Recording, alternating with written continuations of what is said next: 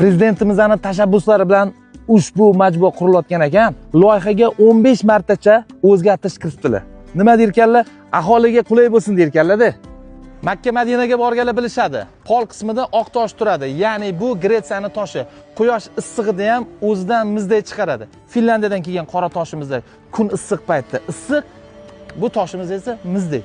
Qadimda ota-bobolarimiz bekorga oq toshdan foydalanishmagan ekan. Sababi o'zida salqinlikni chiqarar ekan. Ustunlarimizni ko'rayotgan bo'lsanglar kerak, toshimizda Turkiyadan kelgan, qo'l mehnati har bittasi 600 kilodan mashinada tashirgan.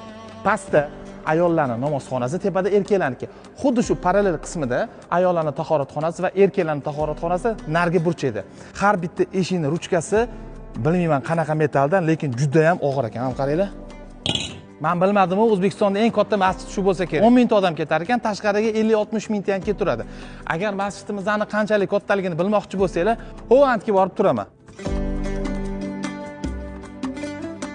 Masjidimizda ventilyatsiya sistemasi ham a'lo yo'lga qo'yilgan. Undan tashqari konditsionerlar ham har bitta stoykaga sekingina texnikni bekitib ketilgan ekan. Bu tosh o'ymakorligi mayli, lekin tepadagi ko'rayotgan naqshlar toshni kesib, o'rniga xuddi shu shakldagi toshlarni birma-bir taxlab chiqishgan, gul shakliga keltirishgan. Tilla suv yurg'izilgan mehrobimizda Registondagi Tillakori madrasasidan birga bir andoza olingan. Undan tashqari aynan ko'k joyi ham aynan shu madrasadan andoza olingan.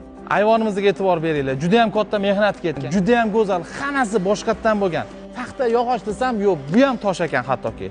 Va orqamda turgan Al-Buxoriy maqbaralari.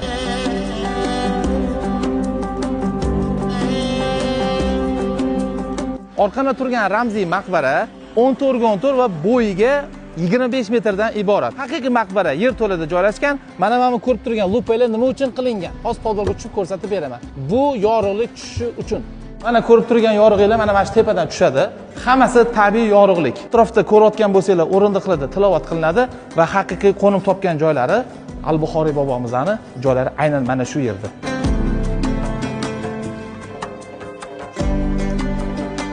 Dunyoda 2 milliard musulmon borligini hisobga oladigan bo'lsak, tabiiyki Al-Buxoriy bobomizni ziyorat qilgani kelishadi. Shuni hisobga olgan hukumatimiz 1,5 ming mehmonga mo'ljallangan mehmonxonalarni ham tayyor bitirib qo'yishdi. Zamonaviy, lekin shu bilan birga milliy qadriyatlarni hisobga olgan holatda mehmonxonalar qurilgan.